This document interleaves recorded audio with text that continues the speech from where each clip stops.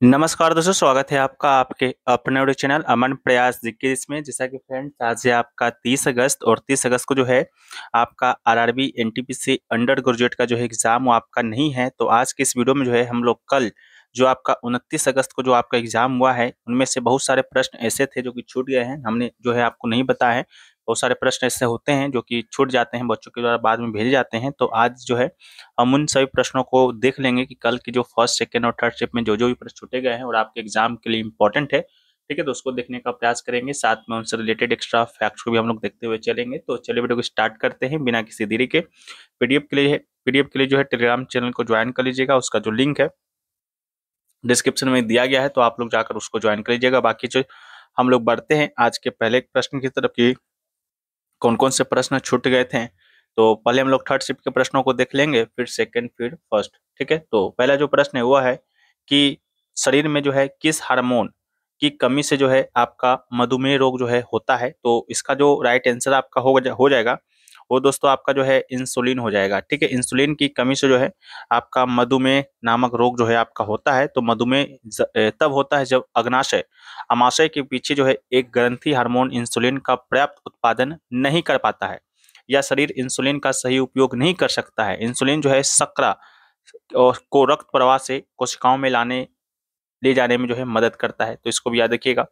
Video में आगे बढ़ते हैं, लेकिन उससे पहले फ्रेंड्स आपको हम बताते हुए चले कि टेक्स्ट बुक ने जो है 29 से 31 अगस्त के बीच जो है ग्रैंड उत्सव नामक सेल जो है वो आपका लाइव किया है, जिसके अंतर्गत ईयरली का जो पास प्रो है आपको मात्र 351 रुपये में, पास प्रो जो मैक्स है वो आपको 439 रुपये में। कूपन कोड अगर आप एपीज यूज करते हैं तो यहाँ पर 12% का एक्स्ट्रा ऑफ भी मिल जाएगा। जिन लोगों को टेक्स्ट बुक के विषय में नॉलेज नहीं है, आपको बता दें कि टेक्स्ट बुक जो है भारतवर्ष में जितने भी एग्जाम होते हैं, चाहे वो एग्जाम आपका एसएससी का हो या एग्जाम आपका बैंक का हो या वो एग्जाम आपका डिफेंस का हो या आपका रेलवे का एग्जाम हो या स्टेट लेवल का कोई एग्जाम हो, उन सारे एग्जामों का यहाँ जो है आपको मॉक टेस्ट और पीओआईपी प्रोवाइड कराया जाता है। लगभग जो है 800 प्लस एग्जामों का जो है 80,000 प्लस मॉक टेस्ट के साथ साथ जो है 17,000 प्लस पीओआईपी का एक्सेस जो है आपको मिल जाता है, ठीक है। तो आप लोग ज्वाइन कर सकते हैं, कूपन कोड एपीजी यूज कीजिएगा, 12% का एक्स्ट्रा ऑफ मिल जाएगा। ऐसा ऑफर बहुत कम आता है। लिंक डिस्क्रिप्शन में है, कमेंट सेक्शन में पिन है, तो जाइए इस ऑफर का जो है आप लोग लाभ उठाइए। बाकी हम लोग बढ़ते हैं आज के नेक्स्ट प्रश्न की तरफ। तो नया जो प्रश्न है कि नया एमएस वर्ड दस्तावेज बनाने के लिए जो है निम्नलिखित में से कौन सा चरण जो है सही है। तो इसका राइट आंसर था फाइल टैब और न्यू, ठीक है। नया एमएस वर्ड दस्तावेज बनाने के लिए जो है आपको ये चरणों का पालन करना पड़ेगा। पहले फाइल टैब पर क्लिक करना पड़ेगा, फिर जो है आपको न्यू पर क्लिक करना पड़ेगा, ठीक है। तो इसका राइट आंसर था। अगला है कि रक्त स्कंदन में सहायता करने वाले जो है ग्लाइकोप्रोटीन का नाम आपको बताना था। तो रक्त स्कंदन में सहायता करने वाले ग्लाइकोप्रोटीन जो है उसका जो नाम था वो आपका था 5-विनोजेन, ठीक है। 5-विनोजेन इसका राइट आंसर है। यह प्लाज्मा में पाए जाने वाला एक घुलनशील प्रोटीन है जो रक्त वाहिका को क्षति होने पर थ्रोम्बिन एंजाइम के द्वारा फाइब्रिन नामक अघुलनशील रेशों में परिवर्तित हो जाता है। यह फाइब्रिन जो है रेशे रक्त कोशिकाओं के साथ मिलकर जो है एक जाल बनाते हैं जो रक्त के थक्के का निर्माण करता है और रक्त स्राव को रोकता है, ठीक है। अगला है कि गुप्त काल के दौरान जो है निम्नलिखित में से किस समूह का जो है प्रत्येक पद एक प्रकार का कर या शेष को दर्शाता है। तो बलि, उर्दंग और हिरण्य जो है इसका राइट आंसर था। मेनली जो क्वेश्चन आपसे पूछा गया था उर्दंग के बारे में पूछा गया था। उर्दंग जो है किस प्रकार का कर है, तो ये जो है स्थानीय किसानों से लिया जाने वाला कर था, तो इसका राइट आंसर था। बाकी गुप्त काल में विभिन्न प्रकार के कर को देखे तो एक आपका भाग था जो कि उपज का 1/6 हिस्सा लिया जाता। भोग जो है फूल, फल, दूध आदि राजा को दिया जाता था। कर जो है अतिरिक्त शेष था। बलि जो है धार्मिक कर था। इसके अलावा उपरी कर जो है आपका अतिरिक्त शेष था। हिरण्य जो है नगद में कर लिया जाता था, उसको हिरण्य। वात भूत की बात करेंगे तो वायु और जल देवताओं के लिए जो कर लिया जाता वह वात भूत कहलाता। इसके अलावा कुछ अन्य शब्द भी थे, जैसे क्षेत्र हो गया जो कि कृषि भूमि को कहा जाता, खील हो गया जो कि बंजर भूमि को, अपरत की बात करेंगे तो जंगल को कहा जाता था, वस्ती की बात करेंगे तो बसने योग्य भूमि को, और गोपथ सड़क की बात करेंगे तो ये आपका चारागाह को कहा जाता है, ठीक है। अगला है कि अंतर्राष्ट्रीय वायु परिवहन संघ IATA की 81वीं वार्षिक आम बैठक जो है विश्व वायु परिवहन शिखर सम्मेलन कहाँ पर आयोजित हुआ था। तो इसका जो राइट आंसर था ये जो है आपका 1 से 3 जून 2025 को जो है भारत मंडपम कन्वेंशन सेंटर नई दिल्ली में जो है आपका आयोजित हुआ था। तो इसका राइट आंसर हो जाएगा अगला है कि दमन और दीव तथा दादरा और नागर हवेली जो है केंद्र शासित प्रदेश जो है एक ही केंद्र शासित प्रदेश कब बना? तो इसका राइट आंसर जो है 26 जनवरी 2020 इसका राइट आंसर था। 2020 में भारत ने जो है दो अलग अलग केंद्र शासित प्रदेशों दादरा और नागर हवेली और दमन और दीव को जो है विलय करके जो है एक नया केंद्र शासित प्रदेश दादरा और नागर हवेली तथा दमन और दीव जो है बनाया था। यह विलय जो है 26 जनवरी 2020 को हुआ था। अगला है वो कौन सा राज्य जो है जो बंगाल की खाड़ी और पूर्वी घाट पर स्थित है? तो इसका राइट आंसर जो है आपका उड़ीसा हो जाएगा। उड़ीसा जो कि अब आधिकारिक तौर पर उड़ीसा कहा जाता है, वही राज्य है जो बंगाल की खाड़ी के तट पर स्थित है और पूर्वी घाट की श्रृंखला का हिस्सा भी है, इसमें शामिल है। ठीक है, तो इसका राइट आंसर हो जाएगा। अगला है कि लघु उद्योगों को उचित प्रतिनिधित्व देने और उनके उत्पादन डेटा को एकत्र करने के लिए जो है कौन सी पंचवर्षीय योजना जो है शुरू की गई थी? तो लघु उद्योगों को उचित प्रतिनिधित्व देने और उनके उत्पादन डेटा को एकत्र करने के लिए जो है छठी पंचवर्षीय योजना जो है जो कि 1980 से 85 के दौरान शुरू किया गया था। ठीक है, तो इसका राइट आंसर था यह योजना जो है CSO यानी कि सांख्यिकी को कार्यक्रम कार्यान्वयन मंत्रालय को जो है लघु उद्योग क्षेत्र की गतिविधियों पर जो है मासिक डेटा प्रदान करने की अनुमति जो है दी थी, जिससे छोटे उद्योग को विकास को बढ़ावा मिला। अगला है रेलवे बोर्ड के अध्यक्ष और CEO कौन है, पूछा गया। तो रेलवे बोर्ड के वर्तमान में अध्यक्ष और मुख्य कार्यकारी अधिकारी CEO जो है श्री सतीश कुमार है, तो इसका राइट आंसर होगा। उन्होंने जो है 1 सितंबर 2024 को जो है ये पद जो है संभाला है। अगला है ध्वनि की चाल भी आवर्तकाल T और तरंग दैर्घ्य लेमडा के बीच जो है संबंध का सूत्र आपको बताना था। तो ध्वनि की चाल आवर्तकाल और तरंग दैर्घ्य के बीच संबंध का जो सूत्र होता है V= ठीक है λ/T। तो ठीक है, ये आपका राइट आंसर होगा। V= λ/f हो जाएगा, जहां f जो होगा ध्वनि की आवृत्ति होगा। ठीक है, इसके अलावा जो है f = 1/T होता है। तो ये सूत्र जो है बताता है कि ध्वनि की चाल जो है तरंग दैर्घ्य और आवर्तकाल के गुणनफल के समानुपाती होती है, जिसका अर्थ है कि तरंग जितनी लंबी होगी यानी जितनी अधिक तरंग दैर्घ्य होगी, जितना कम समय जो है एक पूरा दोलन करने में जो है लगेगा। ठीक है, तो इसको भी आप याद रखिएगा। अगला है राष्ट्रीय वन नीति जो कि 1988 के अनुसार देश के कुल भौगोलिक क्षेत्र का कम से कम कितना भाग वन या वृक्ष जो है आच्छादित होना चाहिए? तो राष्ट्रीय वन नीति 1988 के अनुसार जो है देश के कुल भौगोलिक क्षेत्र का जो है कम से कम 1/3 यानी कि 33% भाग जो है वन या वृक्ष आच्छादित होना चाहिए। पर्वतीय और पहाड़ी क्षेत्रों के लिए ये लक्ष्य जो है भौगोलिक क्षेत्र का कम से कम 2/3 यानी 67% है, ताकि मिट्टी के कटाव और भूमि क्षरण को रोका जा सके। अगला है freedom of the city of London award जो है वो किसे मिला है? तो इसका राइट आंसर जो है मशहूर फिल्म वकील अजित मिश्रा इसका राइट आंसर था। भारत में जन्मे मशहूर वकील अजित मिश्रा को जो है विधि एवं सार्वजनिक जीवन में उनके उत्कृष्ट योगदान के लिए जो है प्रतिष्ठित freedom of the city of the London पुरस्कार से सम्मानित किया गया था। ठीक है, ये पुरस्कार जो है 23 जनवरी 2024 को दिया गया था। अगला है गणेश चतुर्थी उत्सव का जो है आधुनिक रूप 1893 में जो है वो किसने शुरू किया था? ठीक है, तो गणेश चतुर्थी उत्सव का जो है आधुनिक रूप जो है 1893 में बाल गंगाधर तिलक ने जो है शुरू किया था, जबकि शिवाजी महोत्सव की शुरुआत जो है 1896 में बाल गंगाधर तिलक के द्वारा ही हुआ था। राष्ट्रवादी आंदोलन को बढ़ावा देने के लिए था लोकमान्य तिलक ने जो है गणेश उत्सव को जो है एक सार्वजनिक पर्व बनाकर जो है जनता को इकट्ठा होने और ब्रिटिश शासन के खिलाफ जो है विरोध प्रदर्शन करने का एक तरीका बनाया था। अगला है लेजर बीम को किसने विकसित किया था? आपके ऑप्शन में DRDO दिया गया था, लेकिन जो है DRDO ने स्वयं कोई जो है लेजर बीम विकसित नहीं किया है, बल्कि DRDO ने जो है भारत में MK2A नामक लेजर डायरेक्ट एनर्जी वेपन प्रणाली जो है विकसित किया है, जो मिसाइलों, ड्रोन और छोटे प्रोजेक्टाइल को निष्क्रिय कर सकती है। ये एक लेजर आधारित हथियार प्रणाली है, जिसे अप्रैल 2025 में जो है सफलतापूर्वक परखा गया था।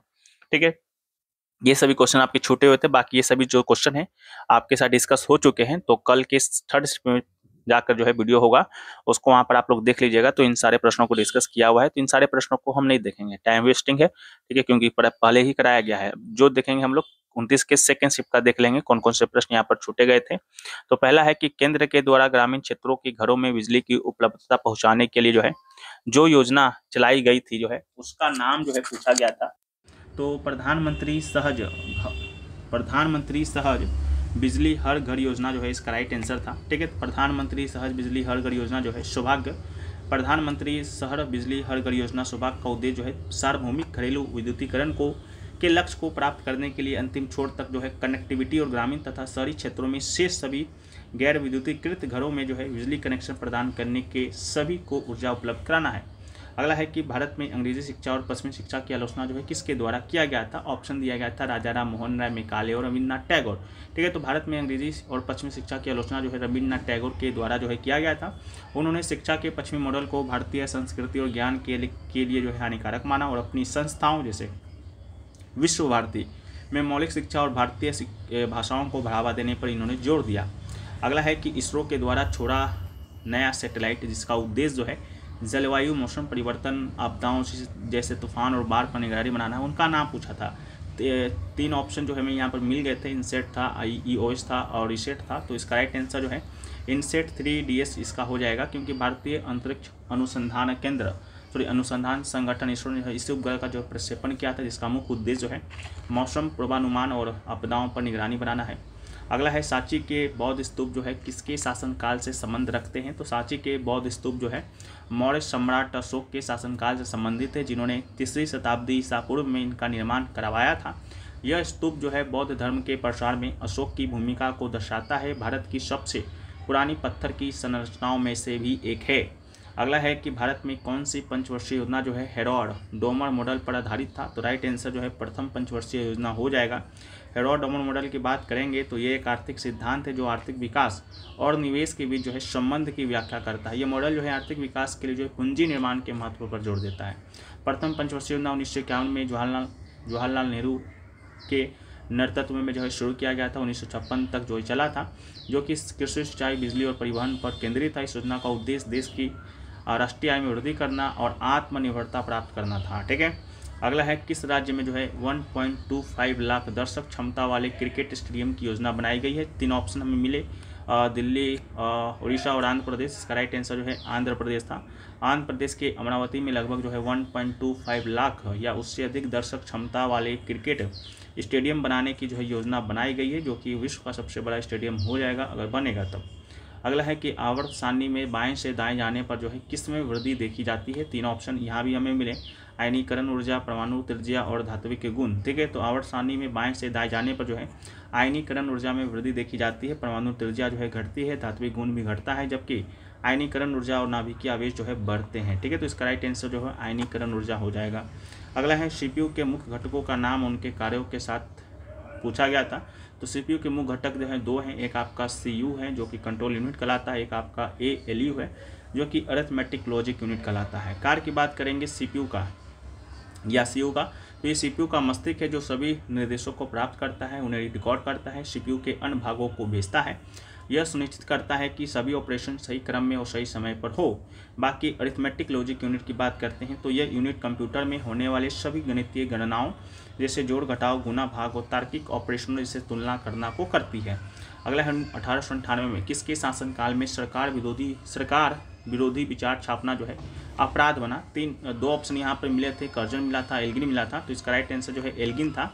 1898 में जो है लॉर्ड एल्गिन के शासनकाल के दौरान जो है सरकार विरोधी विचार छापना जो है अपराध बना। ये इंडियन प्रेस एक्ट 1898 के तहत हुआ, जिसे ब्रिटिश सरकार ने जो है प्रेस की स्वतंत्रता को नियंत्रित करने के लिए जो है लागू किया था। फिर क्वेश्चन आया कि श्री अशोक चंद्रा जो है वर्तमान में किस बैंक के प्रबंध निदेशक बने हैं। तो श्री अशोक चंद्रा वर्तमान में जो है पंजाब नेशनल बैंक PNB के जो है प्रबंध निदेशक और MD और मुख्य कार्यकारी अधिकारी CEO हैं। उन्होंने जनवरी 2025 में जो है इस पद का जो है कार्यभार ग्रहण किया था। ठीक है, तो ये क्वेश्चन छूट गया था। बाकी ये सभी क्वेश्चन जो है हमने आपके कल की सेकंड शिफ्ट में कराए हैं, तो जो लोग नहीं देखे हैं जाकर जो है देख लीजिएगा। बाकी जो भी प्रश्न यहाँ पर छूट गए थे उसको एक बार हम लोग यहाँ पर देख लेंगे। जैसा कि क्वेश्चन यहाँ पर छूटा आपके सेकंड शिफ्ट का ही कि हड़प्पा से प्राप्त प्रसिद्ध पुरुष धड़ यानी कि मेल टोर्सो की मूर्ति जो है किससे बनी हुई थी। तो हड़प्पा से प्राप्त प्रसिद्ध पुरुष धड़ या मेल टोर्सो की मूर्ति जो है लाल बलुआ पत्थर यानी कि रेड सैंडस्टोन से बना हुआ था और लाल जेस्पर पत्थर से भी बना हुआ था। तो रेड सैंडस्टोन आपके ऑप्शन में था। कुछ स्रोतों से इसे लाल बलुआ पत्थर जबकि अन्य में जो है लाल जेस्पर के रूप में वर्णित किया गया है। यह मूर्ति हड़प्पा सभ्यता की कलात्मक और तकनीकी कौशल को दर्शाता है, जिसमें सिर भुजाओं को जोड़ने के लिए जो है एक सॉकेट छेद जो है बनाए गए थे। अगला क्वेश्चन जो है डाल्टन के परमाणु सिद्धांत से पूछा गया था। तो डाल्टन के परमाणु सिद्धांत के अनुसार जो है सभी तत्व यौगिक या मिश्रण सूक्ष्म कणों से बने होते हैं, इन्हें परमाणु कहते हैं। डाल्टन के सिद्धांत की विवेचना जो है यहाँ पर दिखा गया है, जैसा कि आपका सभी द्रव्य जो है परमाणुओं से निर्मित होते हैं। परमाणु जो है अविभाज्य सूक्ष्मतम कण होते हैं, जो रासायनिक अभिक्रिया में न तो सृजित होते हैं न ही उनका विनाश होता है। दिए गए तत्व के सभी परमाणुओं का द्रव्यमान एवं रासायनिक गुणधर्म समान होते हैं। भिन्न भिन्न तत्वों के परमाणुओं के द्रव्यमान एवं रासायनिक गुणधर्म जो है भिन्न भिन्न होते हैं। विभिन्न तत्वों के जो है परमाणु परस्पर जो है छोटी पूर्ण संख्या के अनुपात में स्वयं यौगिक निर्मित कर सकते हैं। यही आपका जो है डाल्टन का परमाणु सिद्धांत था, जो कि क्वेश्चन पूछा गया। अगला है नहर सिंचाई के लिए जो है किन क्षेत्रों के लिए सबसे उपयुक्त है। किन क्षेत्रों के लिए सबसे उपयुक्त नहर सिंचाई, इस प्रकार का क्वेश्चन पूछा गया था। तो नहर सिंचाई जो है उन्हीं क्षेत्रों के लिए सबसे उपयुक्त है जहाँ पर जो है 12 मासी नदियाँ मौजूद है, भूमि समतल उपजाऊ है और जल स्तर जो है ऊंचा होता है, जिससे कि भारत के उत्तरी मैदानी इलाके इन भौगोलिक विशेषताओं के कारण पानी का वितरण आसान होता है और सिंचाई की लागत कम आती है, जिससे कृषि उत्पादकता बढ़ती है और सूखे की स्थिति से बचाव होता है। ठीक है, तो इस प्रकार का क्वेश्चन पूछा गया था। बाकी हम लोग जो है अब कुछ 29 अगस्त के फर्स्ट शिफ्ट के क्वेश्चन को देख लेते हैं, जो कि आपके छूट गए थे हमारे द्वारा। है कि सिंधु सभ्यता में जो है मध्य एशिया से कौन आया था। ठीक है, 4 ऑप्शन इसी प्रकार से दिए गए थे, जिसका राइट आंसर जो है आर्य था। सिंधु सभ्यता से मध्य एशिया के संबंध स्थापित होते हैं, लेकिन यह बताना मुश्किल है कौन से विशिष्ट मध्य एशियाई समूह उस समय यहाँ आए। हालांकि 1500 ईसा पूर्व के खानाबदोश आर्यों के मध्य एशिया में आने का प्रमाण है, लेकिन ये सिंधु सभ्यता के पतन के बाद का काल है। ठीक है, लेकिन चलता है, ऑप्शन में दिया गया तो राइट आंसर हो जाएगा। अगला है कि सबसे पहले जो है किस अम्ल या एसिड की खोज की गई थी। तो राइट आंसर जो है सल्फ्यूरिक अम्ल, इसका राइट आंसर होगा। सबसे पहले जो है सल्फ्यूरिक अम्ल की खोज हुई थी, जिससे जो है 8वीं शताब्दी में फारसी चिकित्सक और रसायन शास्त्री इब्न सीना या एविसेना भी इसे कहा जाता है, ने तैयार किया था। सल्फ्यूरिक अम्ल जो है पहला खनिज अम्ल था जिसकी खोज की गई। अगला है एलोरा की गुफा जो है किस स्थापत्य शैली यानी आर्किटेक्चरल स्टाइल में बनी हुई है। ऑप्शन में वेस्टर शैली दिया गया था, जो कि आपका राइट आंसर था। एलोरा की गुफा जो कि महाराष्ट्र में स्थित है, भारतीय रॉकटॉक वास्तुकला का उत्कृष्ट उदाहरण है। में भी कोई बच्चा बोल रहा था कि रॉकटॉक वास्तुकला दिया गया था, तो उस प्रदेश में जो ये राइट आंसर होगा। उस जो हिंदू, बौद्ध और जैन धर्मों से संबंधित, इनमें वेस्टर शैली के साथ साथ जो है अन्य शैलियों का प्रभाव भी देखा जाता है, लेकिन अधिक वेस्टर शैली का था। लेकिन प्रमुख रूप से ये वेस्टर शैली में है, जो नागर और द्रविड़ शैलियों का जो है मिश्रण है। ठीक है, तो इसको भी याद रखिएगा।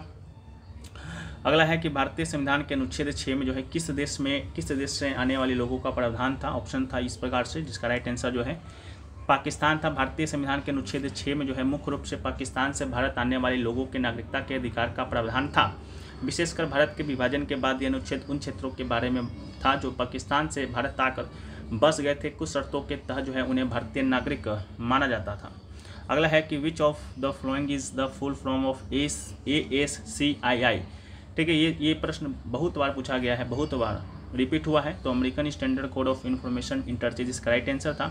ASCII का पूरा नाम जो है American standard code for information interchange है। इसका संचालन जो है IANA के द्वारा होता है, इंटरनेट असाइंड नंबर अथॉरिटी के द्वारा होता है। इसकी स्थापना भी अमेरिका में हुआ था। ठीक है, अगला है कि भारतीय संविधान का कौन सा अनुच्छेद अपराधों के लिए जो है दोष सिद्धि के संबंध में संरक्षण संबंधित है। 4 ऑप्शन था, जिसका राइट आंसर जो है आर्टिकल 20 था। भारतीय संविधान का आर्टिकल 20 जो है अनुच्छेद 20 जो है अपराधों के लिए जो है दोष सिद्धि के संबंध में संरक्षण प्रदान करता है, जिसके तहत जो है किसी व्यक्ति को उस समय जो है लागू कानून के उल्लंघन के अलावा किसी अपराध के लिए जो है दोषी नहीं ठहराया जा सकता है। उसी अपराध के लिए जो है एक से अधिक बार दंडित भी नहीं किया जा सकता है और ना ही उसे स्वयं के विरुद्ध जो है गवाही देने के लिए बाध्य किया जा सकता है। अगला है भारत के मानुष शाह और दिया चित्रे ने जो है मिश्रित युगल का खिताब जो है किस टूर्नामेंट में जीता। इस प्रकार का 4 ऑप्शन था। राइट आंसर जो है WTT कंटेंडर ट्यूनिस, इसका राइट आंसर था। भारत के मानुष शाह और दिया चित्ले ने जो है WTT कंटेंडर ट्यूनिस 2025 में जो है मिश्रित युगल का खिताब जो है जीता, जिसमें जो है उन्होंने फाइनल में जापान के सोरा मातुशिमा और मिवा हरिमोटो को जो है 3-2 से हराया था।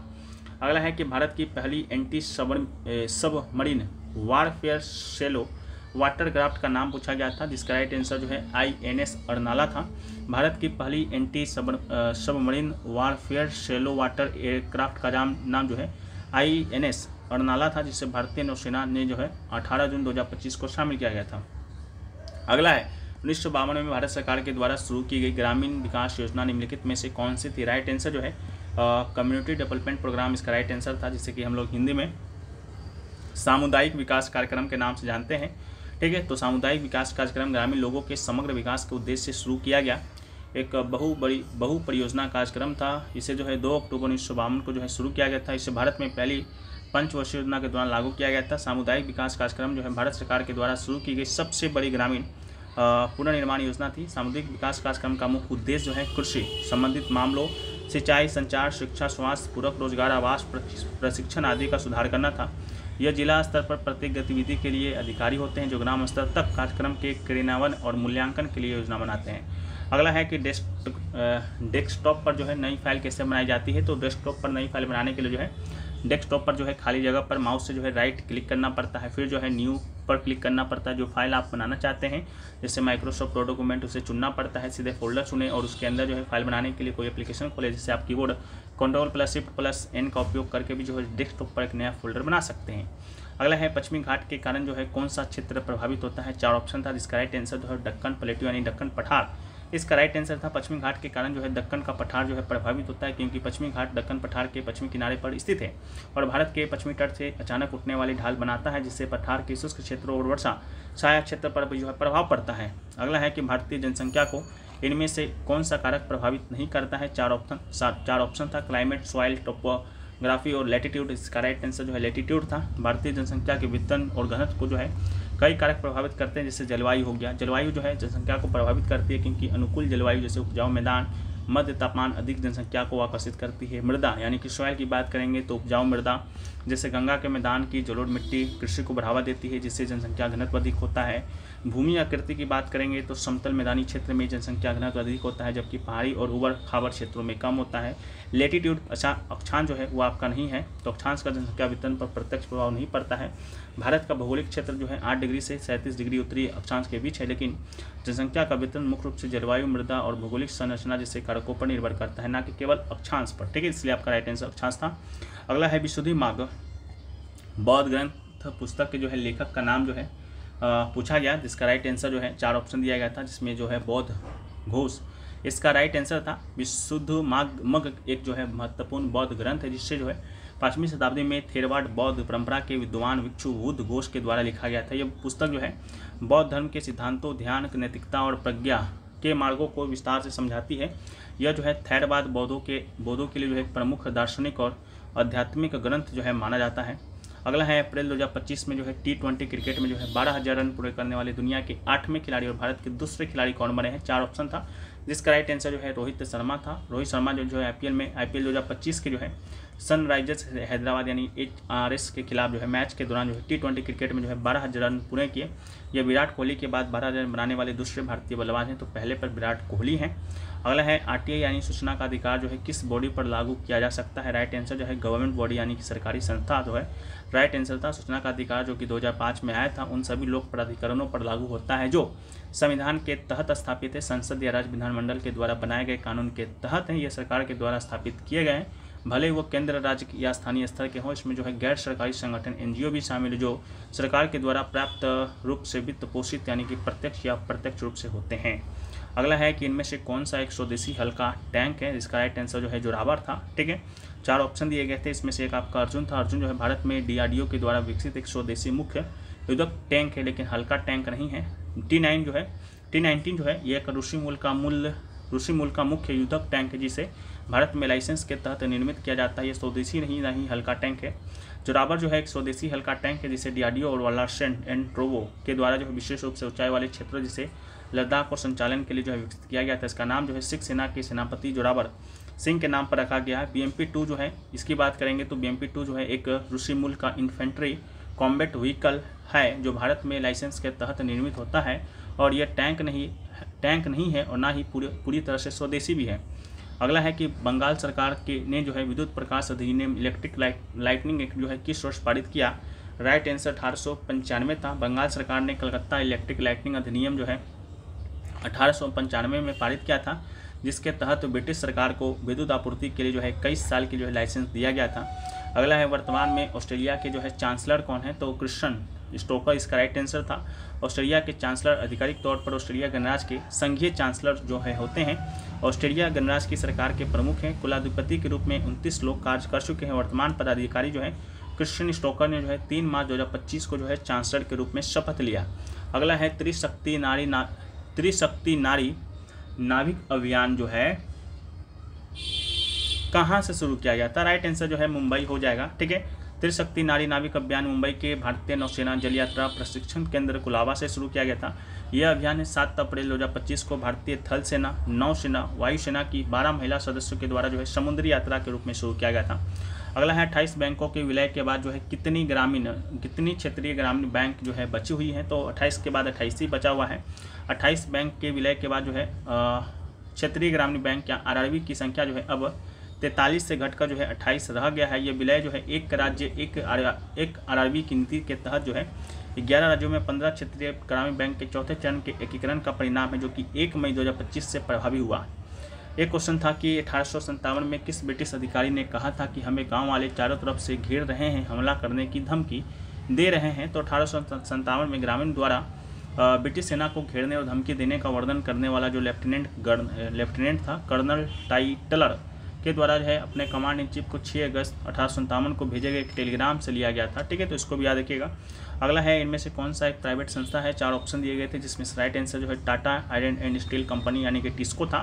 4 ऑप्शन में एक रेलवे था, जो कि भारतीय रेलवे भारत सरकार के रेल मंत्रालय के अधीन सार्वजनिक क्षेत्र का उपक्रम है, इसलिए सरकारी संस्था है। भेल भी जो है ये भी आपका सरकारी संस्था है, ये सार्वजनिक क्षेत्र की कंपनी है। सेल की बात करेंगे steel authority of India limited की, तो ये भी जो है भारत सरकार के इस्पात मंत्रालय के तहत जो है सार्वजनिक क्षेत्र का उपक्रम है जो स्टील उत्पादन से संबंधित है। टिस्को जो है वो आपका राइट आंसर था, टाटा स्टील के नाम से जाना जाता है। टाटा समूह के तहत जो है एक निजी क्षेत्र की कंपनी है। ठीक है, तो वो क्वेश्चन पूछा गया। फिर जो है भारतीय संविधान में संघ की शक्ति की अवधारणा जो है किस देश से लिया गया। राइट आंसर जो है कनाडा हो जाएगा। कनाडा के संविधान ने जो है भारत को एक मजबूत केंद्र अवशिष्ट शक्तियों वाले संघवाद की धारणा दी। अनुच्छेद 248 के अनुसार भारत में उन मामलों पर कानून बनाने का अधिकार जो है संघीय संसद को है। संघ सूची, राज्य सूची, समवर्ती सूची में शामिल नहीं है। ठीक है, तो इसको भी जो है याद रखिएगा। अगला है कौन सी मिट्टी में जो है कार्बनिक पदार्थ ऑर्गेनिक मैटर कम पाया जाता है। तो रेतीली मिट्टी या रेगिस्तानी मिट्टी, जो मरुस्थलीय मिट्टी होती है, उसमें कार्बनिक पदार्थ जो है कम पाया जाता है, क्योंकि इसमें जो है बड़े कण होते हैं, ये जल्दी सूखती है और पोषक तत्वों को धारण नहीं कर पाती है। लेटराइट मिट्टी भी जो है नाइट्रोजन, फास्फोरस, पोटास, चूना और कार्बनिक तत्वों की कमी को दर्शाती है। ठीक है, एक था वर्नाकुलर प्रेस एक्ट 1878 जो है किसने वो क्यों लागू किया। तो वर्नाकुलर प्रेस एक्ट जो है 1878 को भारत के तत्कालीन वायसराय लॉर्ड लिट्टन ने लागू किया था। इसे लागू करने का मुख्य उद्देश्य का यह कारण था कि वो भारतीय भाषाई समाचार पत्रों को ब्रिटिश सरकार की आलोचना करने से रोकना चाहते थे। यह अधिनियम भारत में प्रेस की स्वतंत्रता को कम करने के लिए बनाया गया था और इसका उद्देश्य ब्रिटिश नीतियों के विरोध को दबाना था, खासकर दूसरे आंग्ल अफगान युद्ध के बाद के समय। ठीक है, तो इसको भी याद रखिएगा। फिर जो है भारत में आर्थिक विकास के लिए जो है किस परिवहन की शुरुआत की गई थी। तो रेल परिवहन इसका राइट आंसर था। एक क्वेश्चन था कि पहली पंचवर्षीय योजना जो है का आरंभ जो है किसके नेतृत्व में हुआ था। तो राइट आंसर जो है पंडित जवाहरलाल नेहरू था। ठीक है, भारत में जो पहली पंचवर्षीय योजना है उसकी जो शुरुआत है आपका पंडित जवाहरलाल नेहरू के नेतृत्व काल में हुआ था। ये जो है आपका 1951 में संसद में प्रस्तुत किया गया था। और भारत की पहली जो पंचवर्षीय योजना है 1951 से लेकर 1956 तक जो है चला। इसका मुख्य उद्देश्य देश में संतुलित आर्थिक विकास को बढ़ावा देना था, लाइक कृषि पर काम करना था। ठीक है, ये सब पे काम करना था। ठीक है, दूसरी पंचवर्षीय योजना जो है 1956 में चला 1961 तक। ठीक है, तो इसी प्रकार रिलेट करके जो है आप याद रखिएगा। बाकी ये सभी जो क्वेश्चन है आगे का वो जो है हम आपके साथ डिस्कस जो है कर चुके हैं। ठीक है, आगे जब बोलिएगा तो हम लोग जो है 28 शिफ्ट के जो भी प्रश्न छूट गए थे, जो भी इंपॉर्टेंट थे, उसको डिस्कस कर लेंगे। अगर आपके हामी रहा आपने कहा तब, क्योंकि जो है अभी करेंगे तो वीडियो काफ़ी लंबा हो जाएगा। ठीक है, और एजुकेशनल वीडियो है तो बहुत सारे लोग देखना पसंद नहीं करते हैं, फिर जो है हमारा जो मेहनत है वो आपका बर्बाद हो जाएगा। इसलिए आप लोग अगर बोलिएगा तो उसको भी जो है हम लोग करा देंगे। सारे क्वेश्चन जो है आपके एग्जाम के लिए इंपॉर्टेंट है। ये सभी क्वेश्चन जो 100% आपके एग्जाम में आए हुए रहते हैं, क्योंकि जो है हमें खोजने में रात भर का समय लगता है। ठीक है, कभी कभी जो है 2 दिन का भी समय लग जाता है सभी क्वेश्चन को ढूंढने में। जितना क्वेश्चन हमें मिल पाते हैं लगभग जो है 30 से 35 प्रश्न जो है हमारे हर शिफ्ट के जो है खोज ही लेते हैं। ठीक है, इसके अलावा जो है अगर आप अभी तक आपका एग्ज़ाम बाकी है आने वाली शिफ्टों में, तो आप लोग जो है अभी तक की शिफ्टों में जितने भी एग्ज़ाम हुए हैं 7 अगस्त से एग्ज़ाम शुरू हुआ था, अभी तक जो है आपका 29 अगस्त तक एग्ज़ाम हो चुका है। तो उनमें पूछे गए प्रश्नों का PDF लेना चाहते हैं। जैसा कि हमने आपको बताया कि हर शिफ्ट के जो है 30 से 35 प्रश्न जो है हम जो है ढूंढ लेते हैं। तो उन सारे प्रश्नों का डिटेल एक्सप्लेनेशन के साथ हर एक प्रश्न का जो है PDF तैयार किया गया है। जो क्वेश्चन आपके एग्जाम में आए हुए रहेंगे वही क्वेश्चन एक्चुअल में रहेंगे, और कोई क्वेश्चन नहीं रहेगा। प्रिंटेबल PDF रहेगा, मोबाइल में भी इसको आप आसानी से पढ़ सकते हैं। ठीक है, जनरल अवेयरनेस का PDF रहेगा, हिंदी इंग्लिश दोनों में है। मात्र 25 रुपये में आप इसे प्राप्त कर सकते हैं। लिंक इसका भी डिस्क्रिप्शन में कमेंट सेक्शन में पिन कर देंगे। इसके अलावा यहाँ पर व्हाट्सअप नंबर भी देख सकते हैं, इस व्हाट्सअप नंबर पर भी आप लोग जो है संपर्क कर सकते हैं। प्रश्न जो है अब आपका रिपीट हो रहा है, लगभग यहाँ पर जो है 1000-1200 प्रश्न जो है आपको यहाँ पर जो है देखने को मिल जाएंगे। ठीक है, अभी तक के जितने भी शिफ्ट में एग्जाम हुए हैं, मान लीजिए 7 से एग्ज़ाम शुरू हुआ है, अगर 10 दिन भी एग्ज़ाम चला होगा और हर शिफ्ट में जो है 3 दिन होता है एक शिफ्ट में, तो 3 शिफ्ट हुआ 30 हुआ, और 30 गुने जो है जब हम 30 करेंगे तो 900 क्वेश्चन तो आपको यहीं पर हो गया। लेकिन 10 दिन से ज़्यादा एग्जाम ही चला है तो वो आपको मिल जाएंगे, ठीक है। बाकी जो है टेक्स्ट बुक ऑफर है ग्रैंड और सबसेल का, इसका भी लाभ उठाना चाहते हैं तो उठा सकते हैं 31 अगस्त तक। पास प्रो 351 में, पास प्रो मैक्स 439 में, कूपन कोड APG के साथ, ठीक है। तो जाइए इस ऑफर का लाभ उठाइए। बाकी आज का PDF जो टेलीग्राम पर भेजा हुआ है। जब तक के लिए जय हिंद।